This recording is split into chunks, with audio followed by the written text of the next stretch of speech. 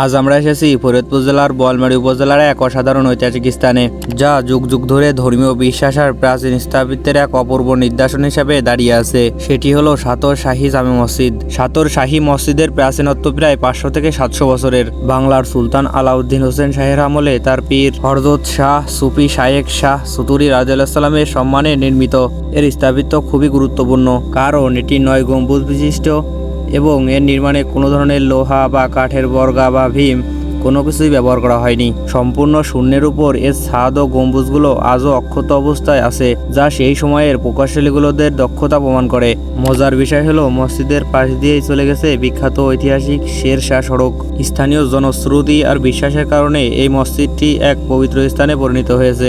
এখানে দূর দূরান্ত থেকে মানুষ নামাজ পড়তে আসে এবং বিভিন্ন মানত নিয়ে হাজির হয়। মানুষের মুখে শোনা যায়, এখানে মানত করলে নিঃসন্তানদের সন্তান লাভ হয় এবং মনের আশা পূরণ হয়। এই গভীর বিশ্বাসই প্রতিদিন অসংখ্য মানুষকে এখানে টেনে আনে। এই মসজিদটির আরও একটি গুরুত্বপূর্ণ দিক হলো, এখানে পুরুষদের পাশাপাশি মহিলাদের জন্য আলাদা ও সুরক্ষিত নামাজ পড়ার ব্যবস্থা রয়েছে।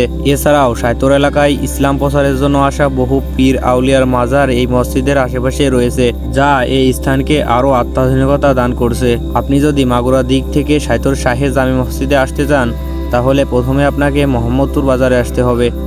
মোহাম্মদপুর বাজার থেকে সোজা পথ ধরে এগিয়ে গেলে আপনি সাতর বাজারে পৌঁছে যাবেন। বাজারের একদম পাশেই মাথা উঁচু করে দাঁড়িয়ে আছে এই ঐতিহাসিক মসজিদটি।